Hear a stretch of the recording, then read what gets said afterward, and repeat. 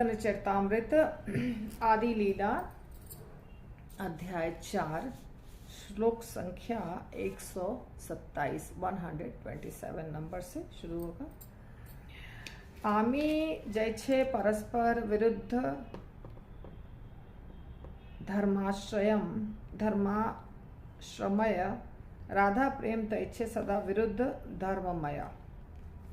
जिस प्रकार मैं समस्त परस्पर विरोधी गुणों का आगार हूँ, उसी प्रकार राधा का प्रेम भी वैसे ही विरोधों से सदैव पूर्ण रहता है। ये सब अभी जो श्लोक चल रहे हैं लगातार, इसमें प्रभुपाद का कोई परपोर्ट नहीं है, तो हम इसको वैसे ही पढ़ेंगे। अगर लगा मुझे बहुत मुश्किल है तो बताऊंगी। तो यहाँ बता रहे हैं भगवान, राधा का प्रेम भी वैसे विरोधों से सदैव पूर्ण रहता है, जैसे मेरे में विरोधी गुण है। बहुत विरोधी यानी दो तरह का, ऑपोजिट्स, उसी तरह, ऐसा और कुछ नहीं विशेष बात है। राधा का प्रेम सर्वव्यापी है, इसमें विस्तार की कोई गुंजाइश नहीं है, फिर भी वह निरंतर बढ़ता जाता है। कहने का मतलब ये है कि राधा रानी का प्रेम पूर्ण है, उसमें कहीं कोई कमी नहीं है। ऐसा नहीं लगता है कि यहाँ कमी थी और पूरी होनी चाहिए थी, लेकिन राधा रानी ने कुछ कमी कर दी, ऐसा नहीं है। पर फिर भी राधा रानी उसको बढ़ाते रहती हैं हमेशा, और निश्चित रूप से उसके प्रेम से बढ़कर कुछ भी नहीं है, लेकिन उसका प्रेम गर्व से रहित है। यह उसकी महानता का सूचक है।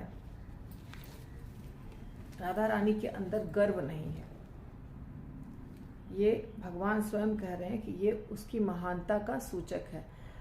गुणों को होने के बाद अगर हमारे अंदर गुण हैं और हम फिर भी गर्व नहीं करते हैं, तो महानता है। यदि हमारे अंदर गुण ही नहीं है तो गर्व का तो सवाल ही नहीं उठता है। तो जो व्यक्ति जिसके अंदर कुछ गुण नहीं होता है, उसे ही ज़्यादा गर्व होता है अपने आप के ऊपर। जिसके अंदर गुण है वो तो फिर नम्र हो जाता है। जैसे बोलते हैं ना, जिस पेड़ में बहुत ज़्यादा फल लगे हैं वो झुका हुआ रहता है, लेकिन जिसमें फल नहीं लगे होते हैं वो सीधा खड़ा होता है।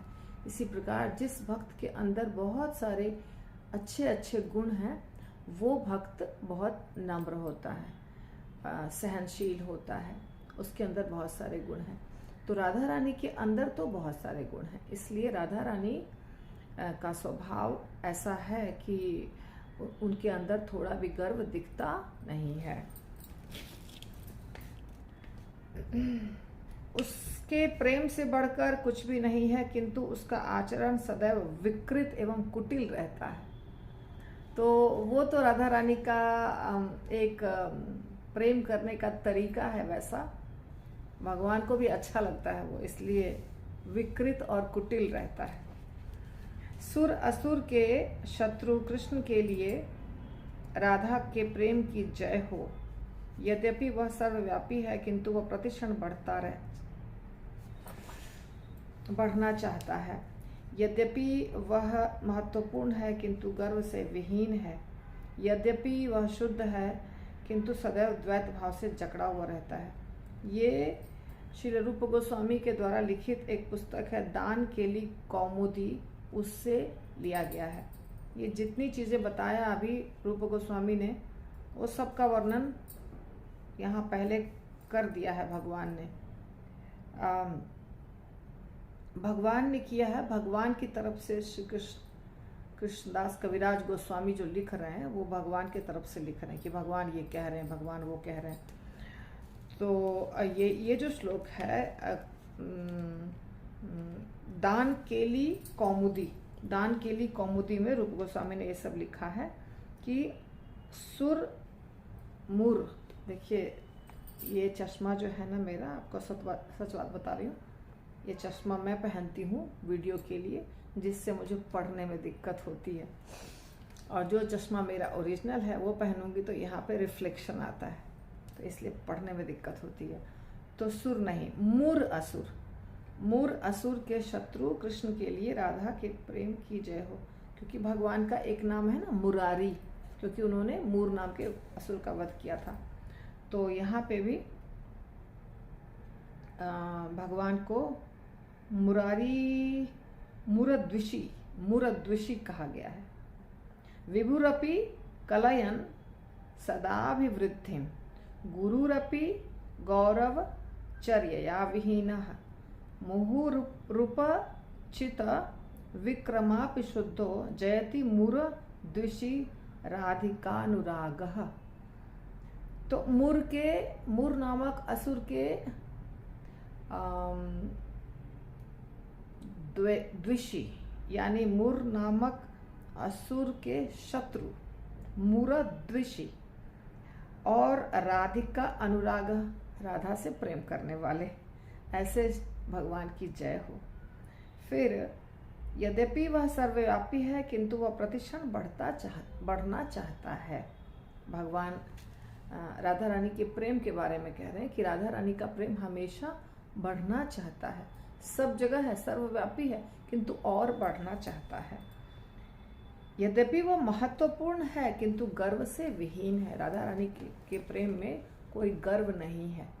मैं बहुत कृष्ण से प्रेम करती हूँ, मैं कृष्ण के लिए सब कुछ करती हूँ, ऐसा अहंकार नहीं है, किंतु सदैव द्वैत भाव से जकड़ा रहता है। द्वैत भाव यहाँ पे जो है ना वो अलग टाइप का द्वैत भाव है, जैसे रूठ जाना, प्रेम करना पर गुस्सा भी करना, इस द्वैत की बात हो रही है। राधा रानी कृष्ण से प्रेम करती हैं, फिर वो गुस्सा भी करती हैं, कुछ बोलती भी हैं। जैसे कि आपने वो लीला सुनी कि अरिष्टासुर का वध किया भगवान ने, तो राधा रानी ने कहा कि नहीं, तुम तो पापी हो गए हो, तुम अब जाओ स्नान करके आओ सारे तीर्थ स्थलों में, तब हम तुमको स्वीकार करेंगे अपने मित्र के रूप में।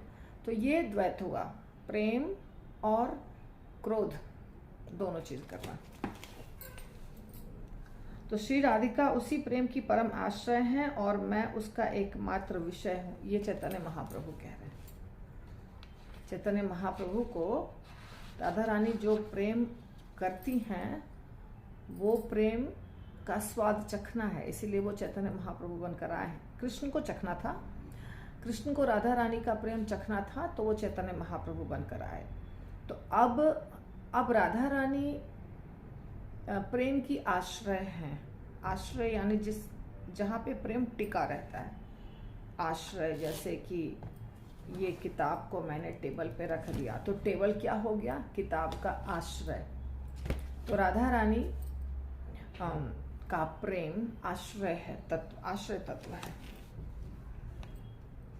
जो प्रेम है उसकी राधा रानी राधिका आश्रय तत्व है, और भगवान विषय है। विषय क्यों है? क्योंकि उन्हीं से तो प्रेम करती हैं, इसलिए विषय हो गए। विषय उसको कहा जाता है जिस चीज के लिए वो कार्य होता है, उसको विषय कहा जाता है। जैसे हम देख रहे हैं, हम अभी देख रहे हैं, इस बुक को मैं देख रही हूँ, तो मेरा विषय ये बुक है, ठीक है। देखना आंखें इंद्रियां हुई, देखना क्रिया हुई, पुस्तक विषय हो गया। तो राधा रानी का प्रेम किसके लिए है? कृष्ण के लिए। तो कृष्ण क्या हो गए? विषय, ठीक है। मैं उस आनंद का आस्वाद करता हूं जिसका पात्र है प्रेम का विषय।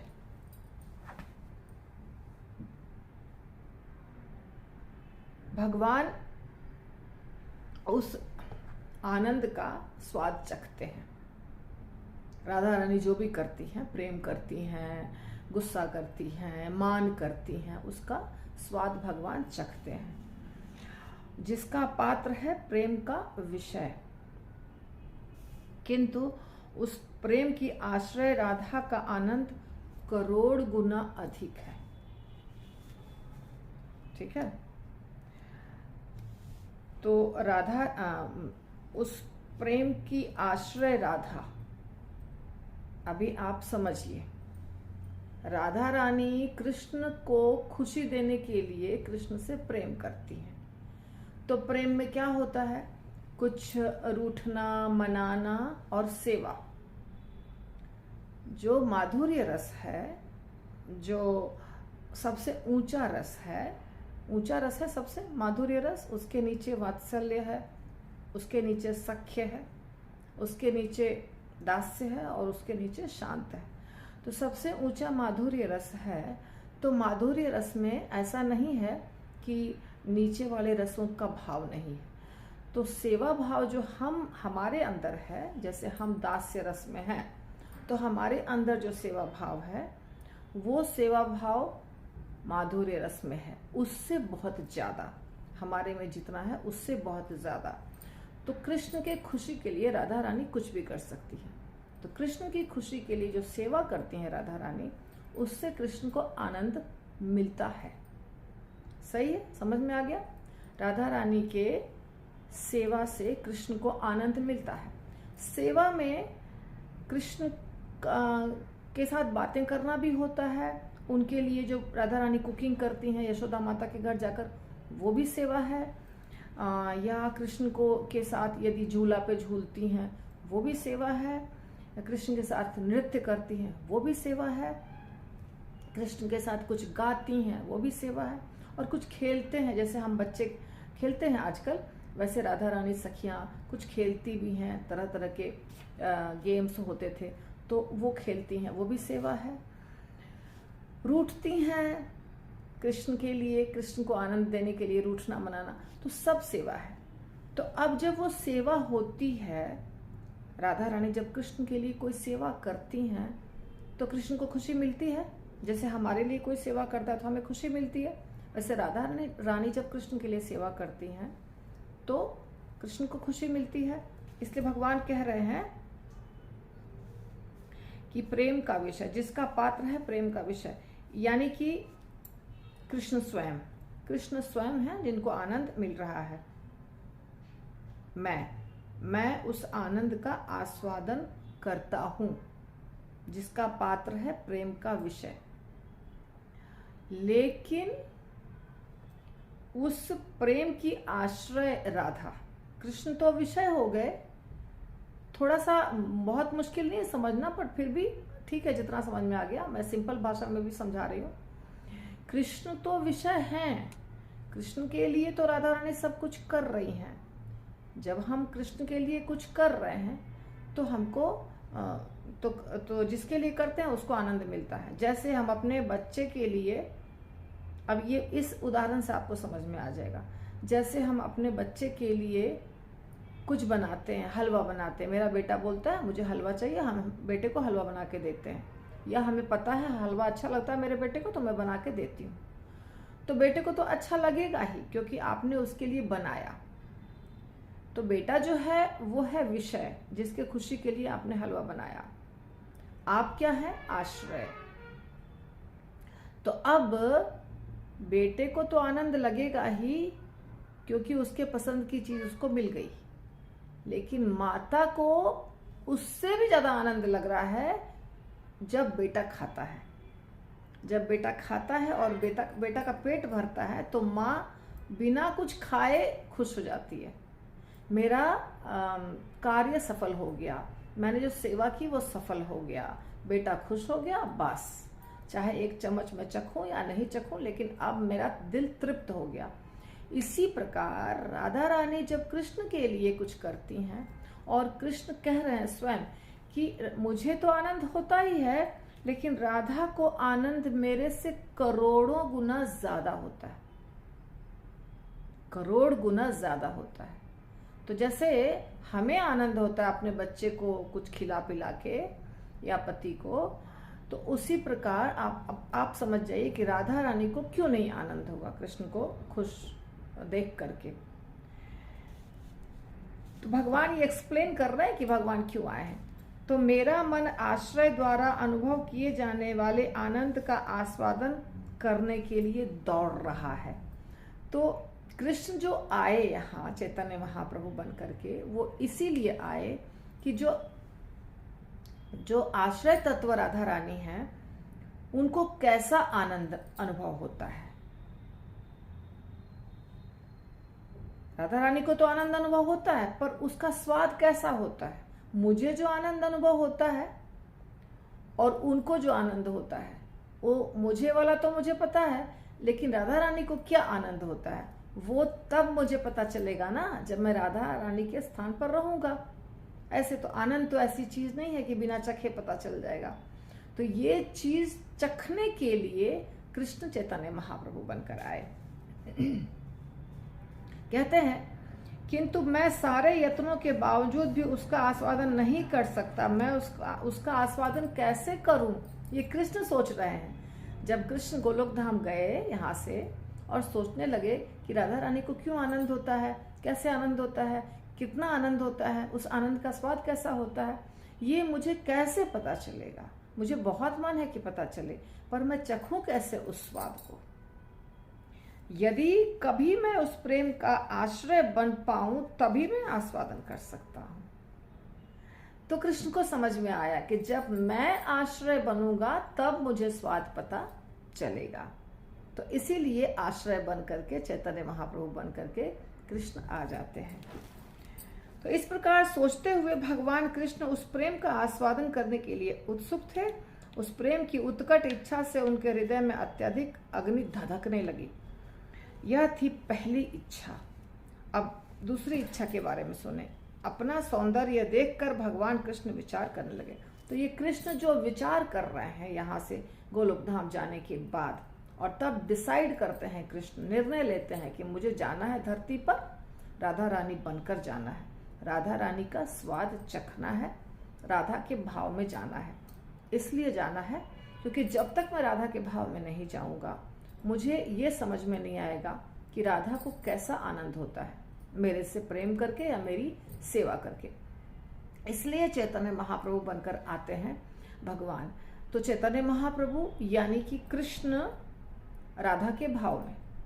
तो इसलिए इस बार जब भगवान आते हैं, जब चैतन्य महाप्रभु बनकर कृष्ण आते हैं कलयुग में, तो आप देखिएगा जब वो कृष्ण के विग्रह को देखते हैं, जगन्नाथ भगवान को देखा या किसी और मंदिर में कृष्ण के विग्रह को देखा, तो उनके अंदर भाव बहुत ज्यादा प्रकट हो जाता है। चटक पर्वत को देखा तो गोवर्धन समझ करके उसको गले लगा करके रो रहे हैं ऐसे करके, क्योंकि वो राधा थे ना। तो राधा को तो कृष्ण के विरह में सब कुछ याद आ रही है, क्योंकि राधा रानी नहीं है।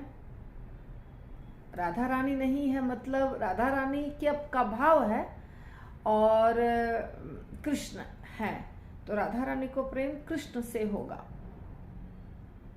तो कृष्ण राधा बनकर आए और जब कृष्ण को देखे, जगन्नाथ भगवान को देखे, तो वो भाव जो राधा रानी में था, वो प्रेम जो राधा रानी में होता था, वो अनुभव कर पाए चैतन्य महाप्रभु। वो अनुभव कर पाए कि राधा रानी कृष्ण के लिए कैसे तड़पती होंगी, तड़पती थीं। उनको हुआ, वो अनुभव उनको हुआ। ये जगन्नाथपुरी में ये लीलाएं बहुत हुई हैं।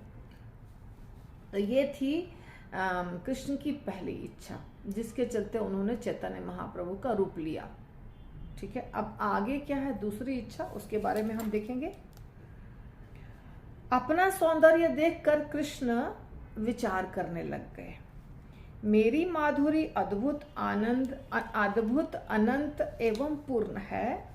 तीनों लोकों में कोई इसकी सीमा नहीं पा सकता। केवल राधिका अपने प्रेम बल से मेरी माधुरी के सारे अमृत का आस्वादन करती है। यद्यपि राधा का प्रेम शीशे की तरह स्वच्छ है, किंतु इसकी स्वच्छता प्रति क्षण बढ़ती जाती है। मेरे माधुर्य में विस्तार की गुंजाइश नहीं है, किंतु उस शीशे के समक्ष यह नित्य नवीन सौंदर्य के साथ उद्भासित होता है। अपने सौंदर्य को देख करके भगवान सोच रहे हैं कि मेरी सुंदरता कंप्लीट है, पूर्ण है, इसको और कुछ कमी नहीं है कि ये जरा ठीक हो जाएगा तो और ज्यादा सुंदर हो जाएंगे, ऐसी कोई बात नहीं है। पूर्ण है, कोई गुंजाइश नहीं है और आगे होने की। अद्भुत है, अनंत है और पूर्ण है। इसकी बराबरी तीनों लोकों में कोई और नहीं कर सकता है। और मेरे सौंदर्य का स्वाद, अमृत रस कौन चखता है? राधा रानी चखती है। और राधा रानी का प्रेम कैसा है? शीशे की तरह स्वच्छ। शीशा में क्या होता है? अच्छा शीशा है, आर पार सब कुछ दिखाई देता है, ट्रांसपेरेंसी होती है। तो वैसे ही राधा रानी का प्रेम बिल्कुल शीशे की तरह साफ और स्वच्छ है, उसमें थोड़ा भी कहीं कोई दोष नहीं है। और फिर भी इसकी स्वच्छता प्रति क्षण बढ़ते जाती है। मेरे माधुर्य में भी, मेरे माधुर्य के विस्तार की कोई गुंजाइश नहीं है, किंतु उस शीशे के समक्ष वो भी बढ़ता जाता है रोज। तो भगवान की माधुरी भी बढ़ते जाती है, राधा रानी का प्रेम भी बढ़ते जाता है, राधा रानी की स्वच्छता भी बढ़ते जाती है। मेरे माधुरी एवं राधा के प्रेम रूपी शीशे के बीच निरंतर स्पर्धा चलती रहती है। वे दोनों बढ़ते जाते हैं, किंतु उनमें से कोई हारना नहीं चाहता।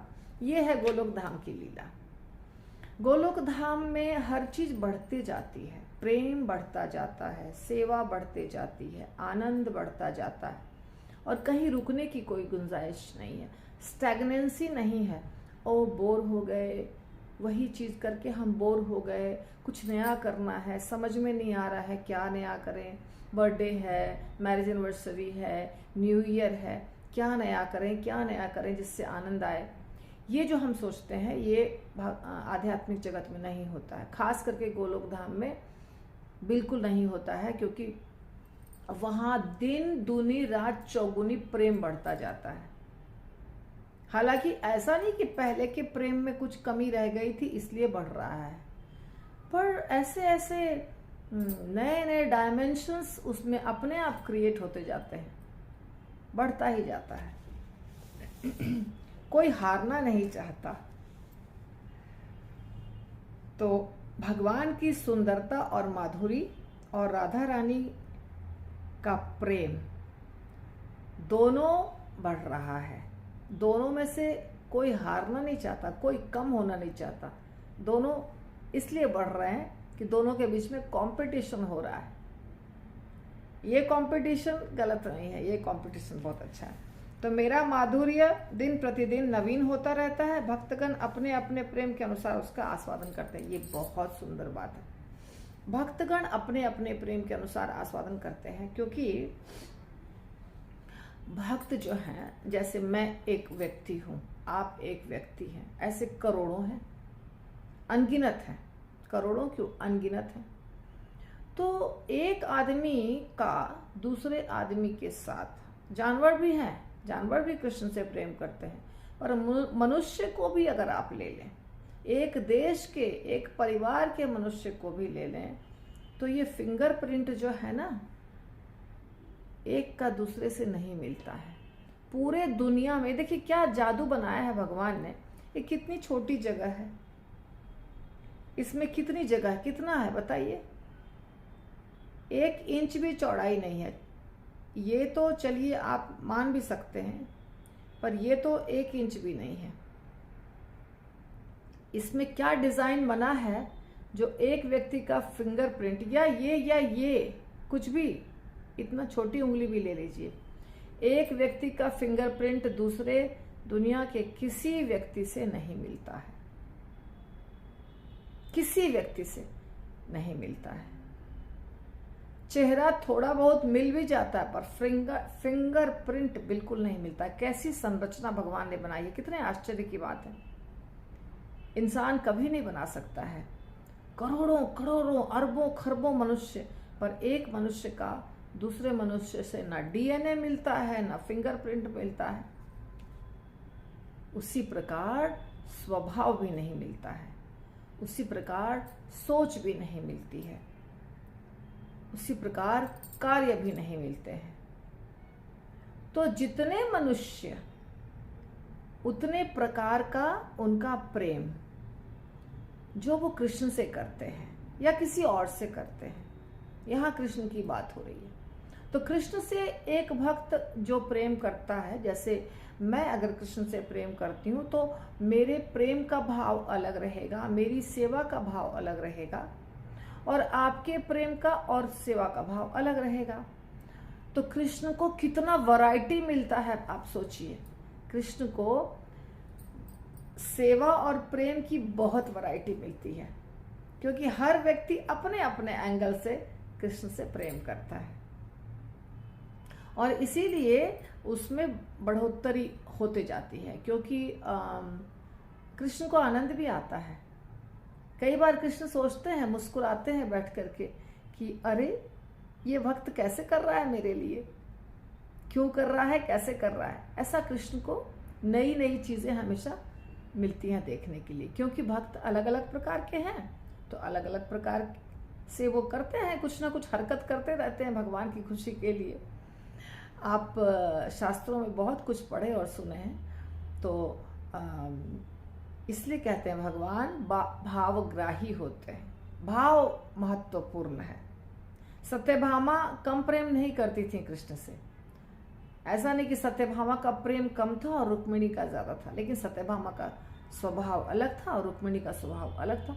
इसलिए भगवान दोनों के प्रेम को खुद मुस्कुराते थे और सोचते थे कि देखो दोनों का प्रेम अलग अलग प्रकार का है। तो भगवान को हर जीवात्मा के प्रेम, हर जीवात्मा का प्रेम अच्छा लगता है और भगवान उसको रिस्पॉन्स देते हैं, एडजस्ट करते हैं। भगवान एडजस्ट करने का मतलब ऐसा नहीं कि मुझे मंत्र आता है बहुत ज्यादा तो भगवान मेरे से बहुत खुश हो गए, एक भक्त को कुछ भी मंत्र नहीं आता है तो भगवान उससे नहीं खुश हुए, ऐसा नहीं होता है। जो अनपढ़ है उससे भी खुश होते हैं, जो पढ़ा लिखा उससे भी खुश होते हैं, जो अमीर है उससे भी खुश होते हैं, जो गरीब है उससे भी खुश होते हैं, जो अंधा है उससे भी खुश होते हैं, जो लंगड़ा है उससे भी खुश होते हैं। हर प्रकार के भक्त से भगवान खुश हो जाते हैं, केवल वो भक्ति करना चाहिए उसको। वो भक्ति जब करता है और जिस भी तरीके से सेवा करता है। गिलहरी जो थी छोटी सी, तो वो बालू लेकर जा रही थी और रामचंद्र जी देख रहे थे कि गिलहरी बालू लेकर जा रही है, और हनुमान जी तो बड़े बड़े पत्थर लेके जा रहे थे, अंगद हनुमान जी सब बड़े बड़े पत्थर लेके जा रहे थे। तो भगवान गिलहरी को हाथ में ले लिए और बोले तुम क्या कर रही हो। गिलहरी ने बोला कि पहले ही बात किया, गिलहरी ने बोला कि मेरे से तो संभव नहीं है पत्थर उठा के ले जाना, तो मैं छोटी सी सेवा कर रही हूँ, मेरा जो साइज है उसके हिसाब से मैं बालू लेके जा रही हूँ पुल बनाने के लिए। भगवान बहुत प्रसन्न हुए और उसके बॉडी पे हाथ फेरा, सहलाते हैं ना वैसे सहलाया। वो चिन्ह दिखाई देता है ना आपको गिलहरी के ऊपर, वो रामचंद्र जी ने बनाया, हाथ से ऐसे फैलाया वो चिन्ह बन गया। ये बताने के लिए चिन्ह बना या कुछ ऐसा जो हो जाता है कि भगवान मात्रा नहीं देखते हैं आप कितना बड़ा पत्थर लेके गए, भगवान ये देखते हैं आपको सेवा करने का भाव था और आपने प्रयास किया, बस। कितना सेवा किए, कितना बड़ा पत्थर ले गए या कितना ज्यादा डोनेशन दिया, वो नहीं देखते हैं भगवान। अब जिसके पास 1 करोड़ है वो अगर 1 लाख दे दिया तो अच्छा है, लेकिन जिसके पास 1000 है और 1000 में वो 500 दे दिया तो ज्यादा बड़ा डोनर कौन हो गया, जो 1000 में 500 दिया। तो इस प्रकार भगवान कैलकुलेट करते हैं कौन भक्त कितना महान है। तो यदि मैं उसका आस्वादन करने का उपाय सोचता हूं तो मैं राधिका पद के लिए लालायित जान पड़ता हूं। कैसे राधा रानी का प्रेम क्यों बढ़ता जाता है दिन प्रतिदिन। ये सोचता हूं तो मुझे राधा रानी की जैसा बनने की इच्छा होती है। वह कौन है जो मुझसे भी अधिक माधुर्य को प्रकट कर रहा है, जिसका इसके पूर्व अनुभव नहीं हुआ और जो सबों को आश्चर्य में डाल रहा है। हाय, मेरा मन इस सौंदर्य को देखकर मोहग्रस्त हो गया है और मैं स्वयं श्रीमती राधा रानी की भांति इसका भोग करना चाहता हूँ। तो राधा रानी बनेंगे तो राधा रानी की तरह वो भोग स्वाद चखने को मिलेगा या भोग करने को मिलेगा, इसलिए राधा रानी बनना जरूरी हो गया। तो कृष्ण के सौंदर्य में एक स्वाभाविक शक्ति होती है, यह स्वयं कृष्ण समेत सारे नर नारियों के हृदयों को पुलकित कर देता है। उनकी मीठी वाणी तथा बांसुरी को सुनकर या उनके सौंदर्य को देखकर सबों के मन आकृष्ट हैं, यहाँ तक कि स्वयं कृष्ण भी उस माधुरी का आस्वादन करने के लिए प्रयत्नशील होते हैं। तो खुद अपनी माधुरी भी वो जानना चाहते हैं कि मैं कितना मधुर लगता हूँ, मैं कितना, राधा रानी को मेरे में क्या दिखाई देता है, ठीक है ना। राधा रानी कृष्ण के माधुरी को देख करके बताया ना कि राधा रानी मेरी माधुरी और राधा रानी का शीशे की तरह स्वच्छ प्रेम। तो राधा रानी का जो राधा रानी का प्रेम और कृष्ण के माधुरी के बीच में स्पर्धा चलती है। तो अब अगर कृष्ण को ये जानना है कि मेरे पहले तो राधा रानी के प्रेम के लिए उन्होंने सोचा कि मुझे अवतार लेना पड़ेगा, उसके भाव में, राधा के भाव में। अब सोच रहे हैं कि मैं क्यों इतना सुंदर लगता हूँ, क्यों इतना मधुर लगता हूँ, राधा रानी को मेरे में क्या दिखाई देता है। तो ये जानना भी तभी संभव है जब वो राधा बनेंगे, तब उनको समझ में आएगा अपने, मैं कितना सुंदर हूँ, मैं कितना मधुर बोलता हूँ, मैं कितना मधुर चलता हूँ, ये तो मुझे पता नहीं चलेगा। जैसे हमारे बारे में दूसरे को पता चलता है, मेरे गुण और दोष दूसरों को दिखाई देते हैं, दूसरों के हमें दिखाई देते हैं। इसी प्रकार कृष्ण को अपना सब कुछ नहीं दिखाई दे रहा था, तो कृष्ण ने सोचा कि ये राधा रानी को ही दिखाई देता है, तो मुझे राधा बनना पड़ेगा। तो जो व्यक्ति उस माधुरी के अमृत का निरंतर पान करता है, उसकी प्यास कभी नहीं बुझती, प्रत्युत वह निरंतर बढ़ती जाती है। ऐसा व्यक्ति अतृप्त रहकर ब्रह्मा जी की निंदा यह कहकर करने लगता है कि सृजन कला से भली भांति भिज्ञ नहीं, अपितु निपट अनुभवहीन है। उन्होंने कृष्ण सौंदर्य देखने के लिए करोड़ों आंखें क्यों नहीं दी, उन्होंने केवल 2 आंखें दी हैं, और वो भी पलक मारती रहती हैं। तो भला मैं कृष्ण के सुंदर मुख को कैसे देख सकूंगी। तो राधा रानी बोलती थी, ब्रह्मा जी से शिकायत करती थी कि आपने हमें आंखें बना के दी, सिर्फ 2 आंखों से हम कितना देख पाएंगे कृष्ण को, कृष्ण के सुंदरता को, माधुर्य को। और वो भी लगातार खुली नहीं रहती हैं, वो पलक झपकते रहती हैं। तो पलक झपकने में तो बहुत टाइम वेस्ट हो जाता है, उतना देर तक हम देख नहीं पाते हैं कृष्ण को। तो इसके लिए ब्रह्मा जी को शिकायत की, आपने ऐसा क्यों बनाया हमें, जिसमें हम एक तो सिर्फ 2 आंखों से देख सकते हैं, वो भी बीच बीच में झपकते रहती है। तो कृष्ण सोच रहे हैं कि ऐसी क्या बात है मेरे में जो राधा रानी ये कंप्लेन कर रही है ब्रह्मा जी से। गोपियों ने हे कृष्ण, जब आप दिन में जंगल चले जाते हैं और हम आपके माधुर्य एवं सुंदर घुंघराले बालों से घिरे आपके मुखमंडल को नहीं देखती, ये गोपियां बोली हैं जो यहाँ लिखा है, और बालों को देख नहीं पाते, तो हमारे लिए आधा क्षण भी एक युग के समान बन जाता है। और तब हम उस सृष्टा को निरा मूर्ख मानती हैं, जिसने हमारी उन आँखों के लिए पलकें बना दी हैं जिनसे हम आपको देखते हैं। तो ये श्रीमद् भागवतम का श्लोक है, और यही चीज कृष्णदास कविराज गोस्वामी ने यहाँ लिखा। तो जब भगवान चले जाते थे जंगल गैया चराने के लिए, और भगवान को गोपियाँ देख नहीं पाती थी, तो गोपियाँ शिकायत करती थी ब्रह्मा इससे कि आपने हमारी आँखें बना दी, जिससे हम 2 ही आँखें बनाई, और वो भी पलक झपकती है, तो हम भगवान को देख नहीं पाते। तो हमारे लिए एक आधा क्षण भी एक युग के समान लगता है। उनको ब्रह्मा जी को मूर्ख कह रही हैं कि ब्रह्मा जी मूर्ख हैं। बहुत अटति यद भवनान्नि काननम त्रुटिर्युगायते तो मा पश्यताम कुटिल कुंतलम श्रीमुखम च ते जड़ उदीक्षताम पक्ष्म कृदृशाम। ये गोपी गीत का श्लोक है। तो गोपियां ऐसा ब्रह्मा जी से बोलती हैं। अब देखिए बहुत बड़ा हो जाएगा, 36 मिनट्स का हो चुका है। तो अब अगले क्लास में करेंगे, ये वीडियो बहुत बड़ा हो जाएगा। तो हमने अभी कर दिया 152 तक।